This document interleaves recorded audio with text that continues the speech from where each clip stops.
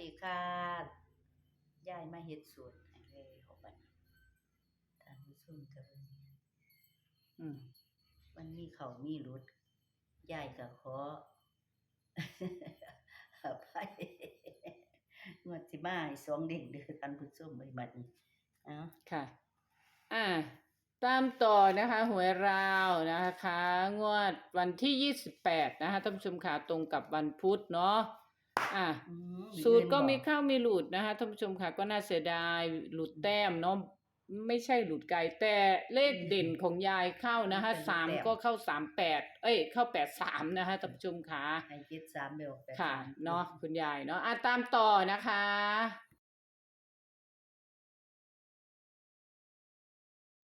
มึงนี่แต่2สิเว้ยขึ้นเป็น7เนาะเดี๋ยวตรงก็ท่านผู้ชมค่ะก็ยายก็เอา2งวดแล้วเด้อก็เสียใจอยู่นะคะท่านผู้ชมค่ะเข้าเด่น3นะคะแต่ว่าในสูตรเข้านะคะ17เนาะโอ้ยออกตะกุกตู่เก่าไปเนาะเอามาเบิ่งคุณยายจับไห้นะคะ0747นะคะเด่น3นะคะ63เนาะ85โอ้ยตัวเลขมันมาอยู่น้ำกันเนาะเบิ่งแน่ท่านผู้ชมค่ะเนาะอันนี้ย้อนหลังให้ดูนะเผื่อใครอยากดูเนาะเบิ่งแน่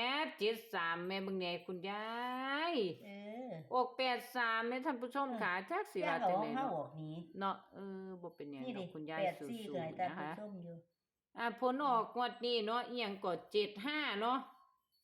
757183นะคะก็น่าเสียดายนะคะท่านผู้ชมค่ะตามต่อนะคะงวดวันที่28นะคะคุณยายมีอยู่บ่3เป็น5ดูบ่สังเกตหวยลาวพัฒนาต่อนะคะสูตรหางหมานะคะท่านผู้ชมค่ะใครชอบสูตรไหนก็ตามนะคะแต่อย่าลืมดูในหลักนะคะชุดเต็มนะคะชุดเต็มแต่ละสูตรนะคะอย่าลืมดูชุดเต็มด้วยนะคะแล้วก็วิเคราะห์ดูอีกทีหนึ่งนะคะที่ยายจับยกชุดเด่นออกมานะคะคือคุณยายก็ตามความชอบของตัวเองด้วยนะคะท่านผู้ชมค่ะเนาะเราไม่ชอบเราก็ผ่านนะคะสูตรก็มีเข้ามีหลุดนะคะท่านผู้ชมค่ะก็น่าเสียดายมากนะคะหางหมาตัวเลขไม่อยู่ด้วยกันเนาะคือยาวแท้เนาะสูตรหางหมานะคะท่านผู้ชมค่ะคือหลุดยาวแท้เนาะก็คือผิดแต้มนะคะท่านผู้ชมค่ะน่าเสียดายเนาะงวดเมื่อกี้ก็73นะคะออก83นะคะท่านผู้ชมเนาะน่าเสียดายจริงๆนะคะก็ขอโทษขออภัยด้วยนะคะเราก็ทำตามสูตรนะคะท่านผู้ชมค่ะเนาะตามต่องวดวันที่28นะคะคือวันพุธเนาะขอให้เข้าตรงๆได้เถิดนะคะท่านผู้ชมค่ะเนาะจะไปตามปู่จอมปลวกให้นะคะเข้าตรงๆเลยเนาะ17แม่นางกวกกระดิ่งมาให้ลูกให้หลานเด้อบัดที่นี้อย่าให้ผิดให้พลาดมีแต่พลาดแตกกระดิ่งเงินกระดิ่งทอง163นะคะท่านผู้ชมค่ะโอ้ยน่าเสียดายออก183เนาะเดี๋ยวตามให้นะคะท่านผู้ชมค่ะท่านเทพกระดิ่งเงินกระดิ่งทองนะ83ก็บ่ถูก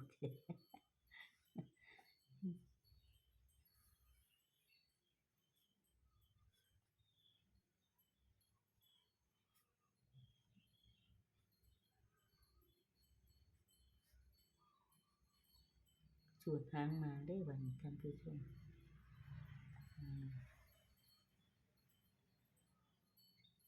ตัวเขาหันนึงก็สิเขาหันนึงอยู่นี่ล่ะสูตรหางมาก็ได้คันได้เข้าก็3ครั้งพุ่นนี้เพิ่นได้เข้า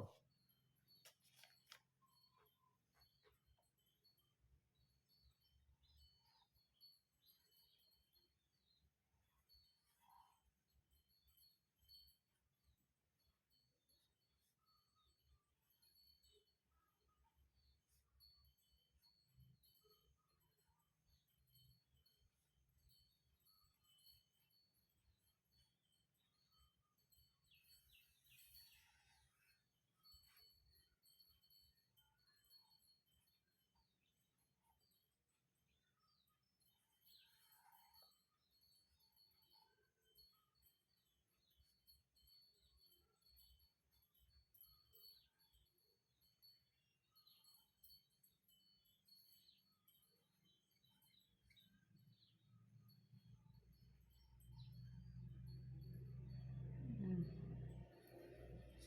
บ่เคยมาจักเที่ยคือมี04มา นานแล้วนะ ฮะ04บ่เคยมาจักเที่ย เอาแม่นางขอเอ้ยมาให้ลูกให้หลานเด้อแม่นางขอวันนี้เข้าเทิง2เด้งเด้อไปแล้วก็ขอให้กลับเด้อคุณหางหมาก็ได้คุณหางหมาให้กลับมาเด้อบัดนี้เด้อ3ครั้ง4ครั้งโดดบัดนี้กลับมา82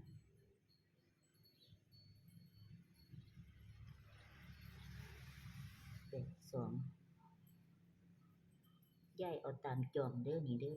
82นี่ก็ตามจอมเพิ่นมาบ่นี่เด้อ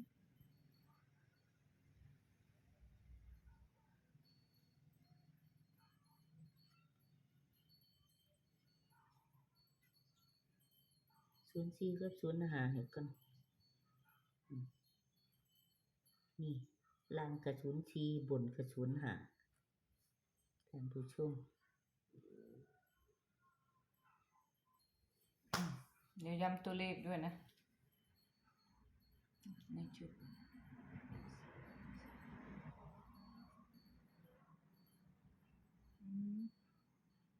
ตัวเลขมากฉัน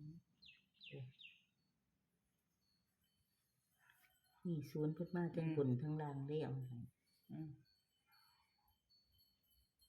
ขึ้นมาเด้อมาหังผัวเอ้ยบัดนี้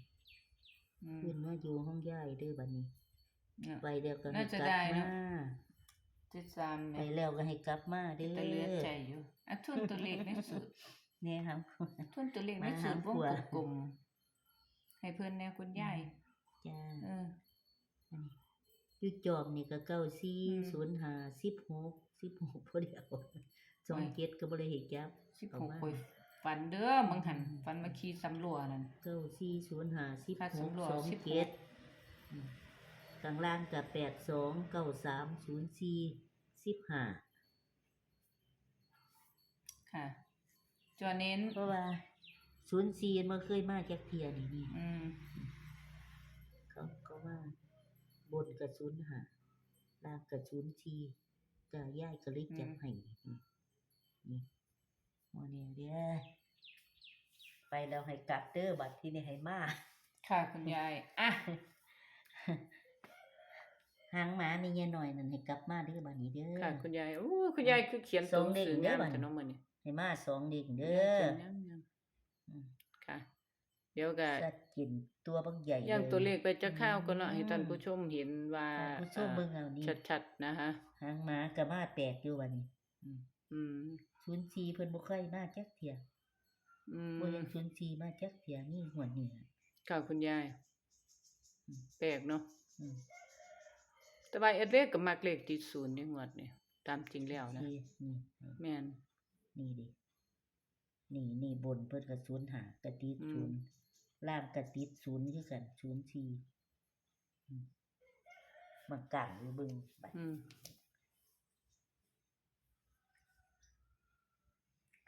บ่เอา3ตัวแล้วเนาะบ่3ตัวเพิ่นได้แล้วล่ะเนาะค่ะก็ขอฝากท่านผู้ชมด้วยนะคะกดติดตามคุณยายนะคะกดไลค์กดแชร์ให้คุณยายด้วยนะคะหวยลาวเนาะให้ท่านผู้ชม